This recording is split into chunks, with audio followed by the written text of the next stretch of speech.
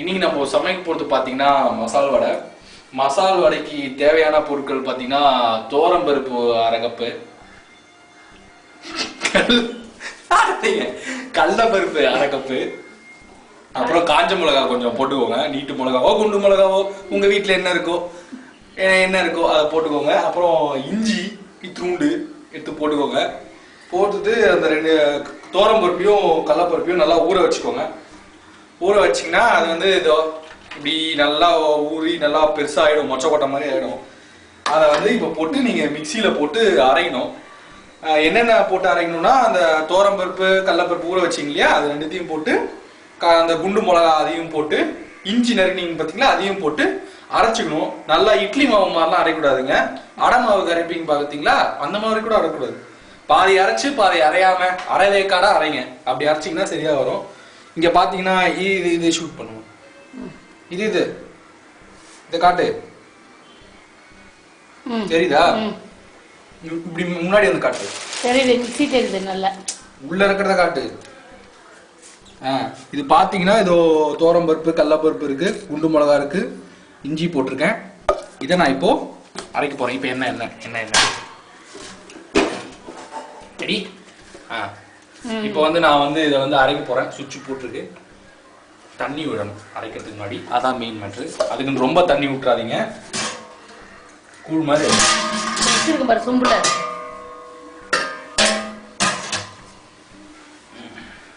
லைட்டா லேசா விடு தண்ணியை இப்படி விட்டுட்டு, வேணும்னா திருப்பி விட்டுக்கலாம், பிரச்சனை இல்லை. ஆனால் ஜாஸ்தி தண்ணி விட்டுறாதீங்க. லைட்டா விட்டுட்டு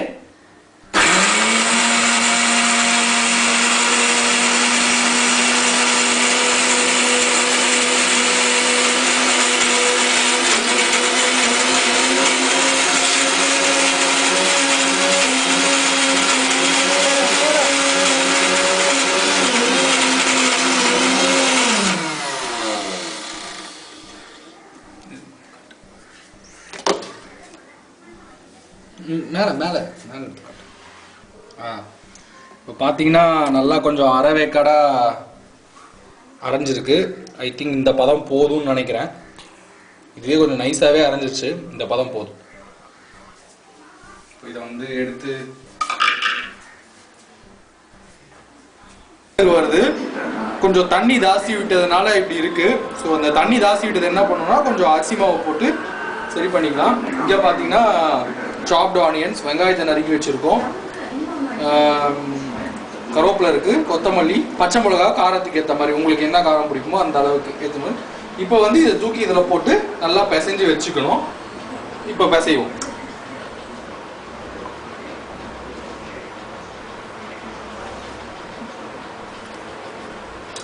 போட்டுரு, எல்லாத்தையும் போட்டு. நீ பேசுறதும் ரெக்கார்ட் ஆகும்.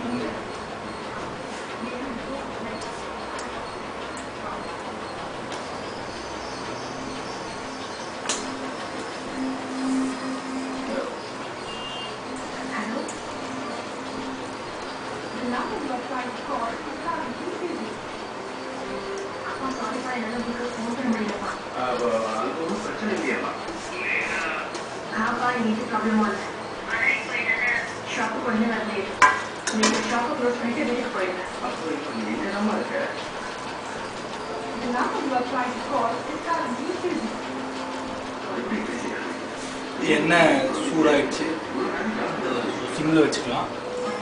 இங்கே பார்த்தீங்கன்னா நல்லா இதை நல்லா இன்னும் கொஞ்சம் தண்ணி பதம் கொஞ்சம் ஜாஸ்தி இருக்கிறதுனால கீழே வச்சிருங்க அரிசி மாவு லைட்டாக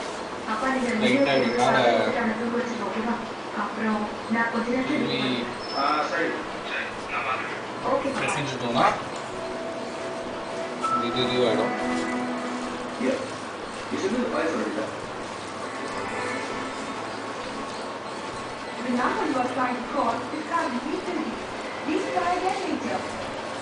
நடுவில் நீங்கள் உப்பு செக் பண்ணிக்கோங்க. ஒருவேளை உப்பு கரெக்டாக இல்லைன்னா உப்பையே போட்டு பிசைஞ்சுக்கோங்க.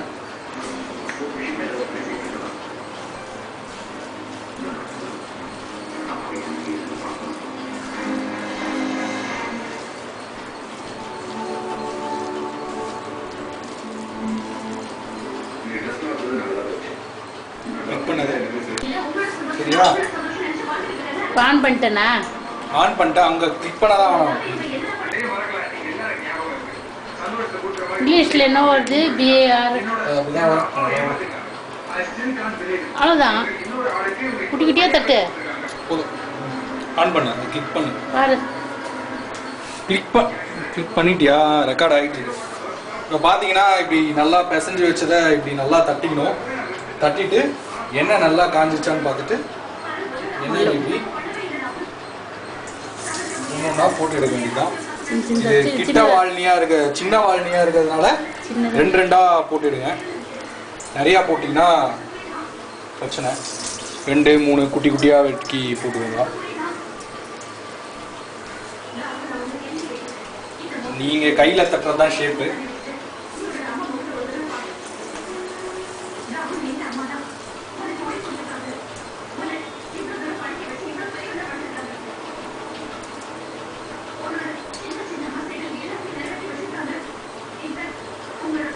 ஸ்மெல்லு நல்லா வருது.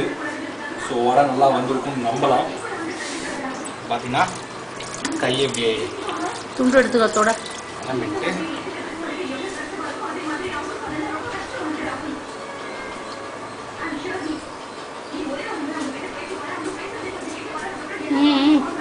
சின்னது பண்ண எடுக்க பார்த்தீங்கன்னா சிம்மில் தான் இருக்குது.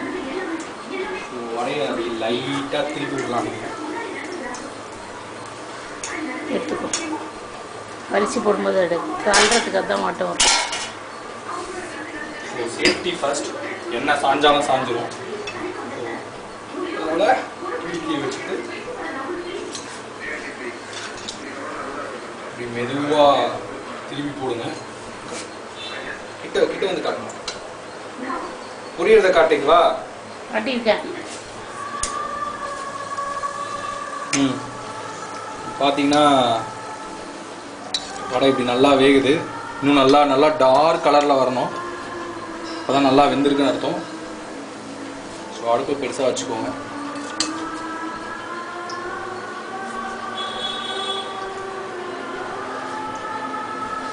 மசால் வடையை செய்கிறதுக்கு வந்து ரொம்ப டைம்லாம் ஆகாது.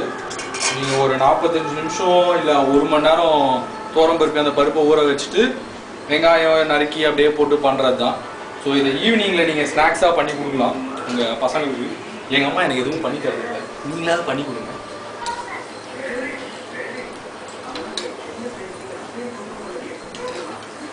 அவ்வளோ பெரிய கஷ்டமான காரியம்லாம் இது கிடையாது. ரொம்ப ஈஸியான காரியம் தான். ஸ்டில் சில பேர் செய்ய மாட்டாங்க. அவங்களை நான் வன்மையாக கண்டிக்கிறேன்.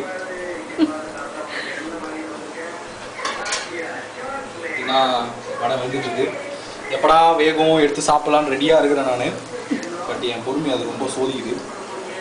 அதனால ஓகே, அந்த வடை வேகிற வரைக்கும் இந்த பக்கத்தில் இருக்கிற இந்த வாழைக்காய் வெட்டி கொஞ்சம் சாப்பிடலாம். வாழைக்காவும் வந்து நல்லது தான்.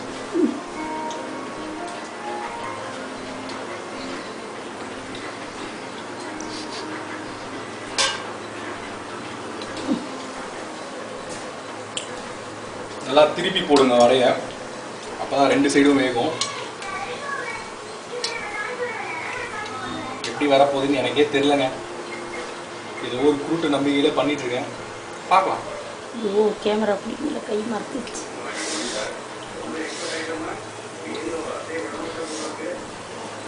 நாலு வடை இவ்வளோ நேரம் வைக்குது. இன்னும் இவ்வளோ மாவு இருக்கு. என்னைக்கு போட்டு நான் என்னைக்கு சாப்பிடுவேன்? ஓகே, பெருசில் தானே வச்சுருக்கேன். பெருசாக தான் வச்சுருக்கேன். ஐ திங்க் இந்த வால்னி சிறுசு, அதனால் மாடல் லேட்டாக வேணும்.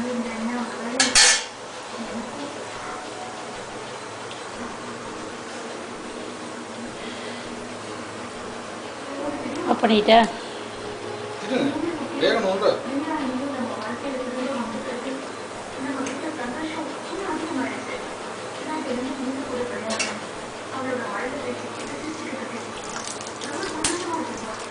தண்ணி பட்டு எடுத்த போல இருக்கு. கரண்டியில் வெடிக்குது பாரு.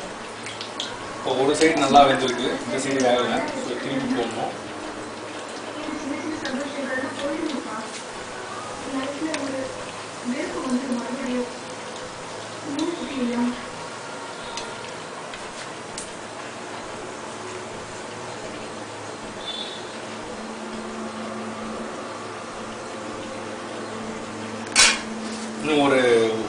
30 செகண்ட்ஸில் வடை ரெடி ஆகிடும். ஸோ கொஞ்சம் வெயிட் பண்ணுவோம். இப்போ தான் அந்த நல்லா பொன்னிறம்னு சொல்லுவாங்க, அந்த கலர் வருது. இன்னும் லைட்டாக கொஞ்சம் டார்க் ஆகணும்.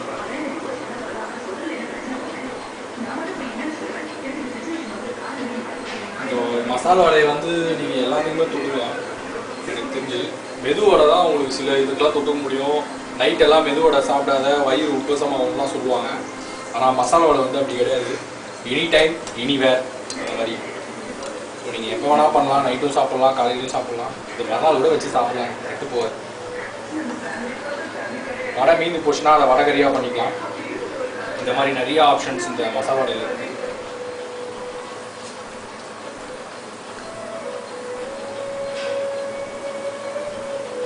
கருகிட்டு போகிறது எடு இல்லைம்மா. ஸோ வடை வந்து ரெடி ஆகிடுச்சு.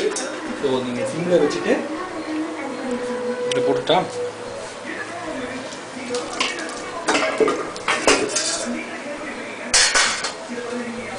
வடை ரெடி ஆகிடுச்சுன்னா நீங்கள் இப்படி எடுத்துகிட்டு நல்லா எண்ணெய் ஒட்டை இது பண்ணிவிட்டு எண்ணெய் விட்டு இது பண்ணியாச்சு, போட்டாச்சு. ஸோ இப்போது